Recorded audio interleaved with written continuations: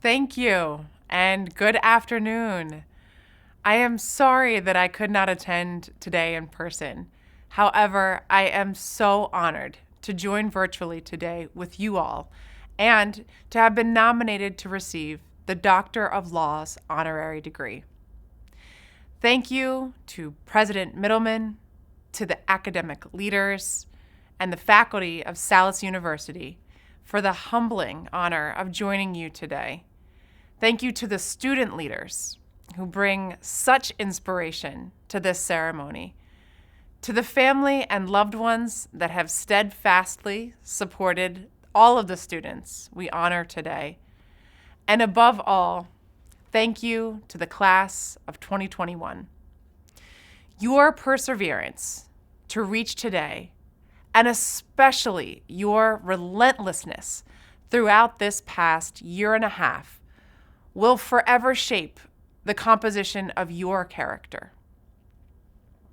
You are earning a distinction today that is not only reflective of your investment in your education, but you are also doing it in a way that no one has, which will eternally distinguish you. It is my humbling pleasure to join you today as I admire the tenacity of each and every one of you. You embody adaptation and resilience. The past year and a half of your lives has called upon you to challenge all sense of normalcy. Social distancing is a tough rule to follow because college lends itself to be a social experience. Virtual learning challenges the ability to cultivate spontaneous, organic conversations and relationships, and curtails the opportunity to master disciplines that require hands-on learning. Meanwhile, the ever-present uncertainty of what the next moment will hold, or when society will return to normal, adds a steady, incessant layer of stress to your daily life. But you have arrived at this moment nonetheless. And now, what you have endured will help guide and alter the trajectory of humankind. Society is counting on you to use your experiences to advance us beyond the wreckage of COVID-19. The post-pandemic consequences surround us. Inequitable healthcare, stalled education, hungry families, oversubscribed mental health services, and unemployment. You must take the trauma of the past year and a half and use it to construct communities that evolve beyond the exposed vulnerabilities of the global pandemic. What is now required of you is to think bigger.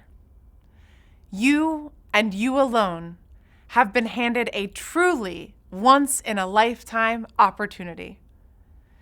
You will walk out of this theater today onto South Broad Street, Philadelphia, nonetheless, into a society that has spent the last year and a half taking preconceived, rigid constructs and turning them on their head.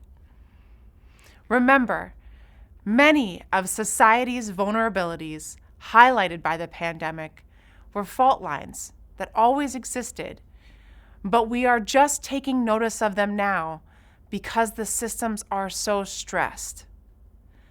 The molds have been broken.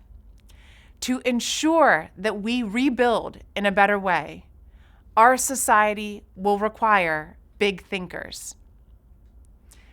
Harry Truman once said, "You can always amend a big plan, but you can never expand a little one."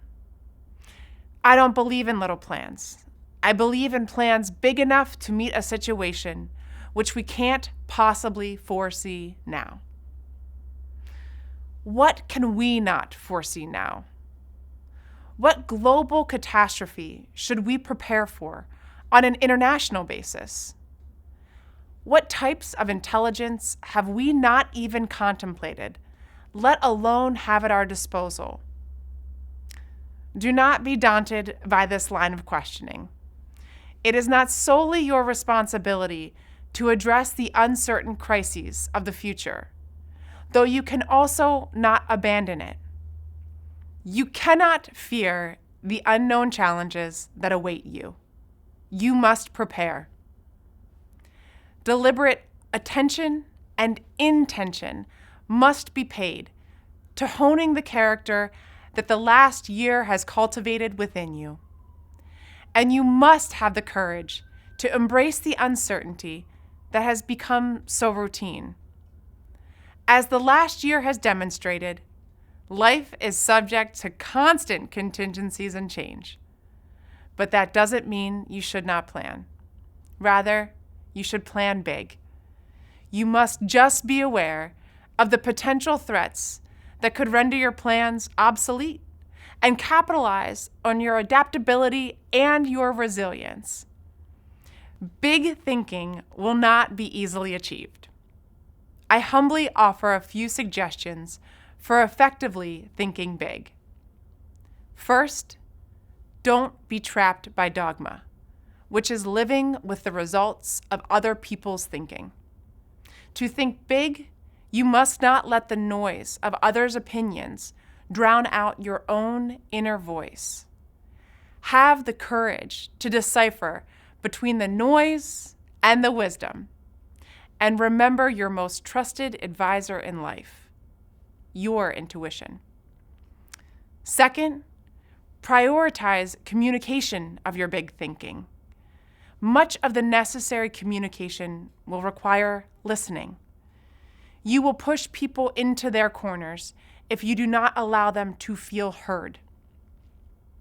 Third, appreciate the urgency of the moment and that your time is limited.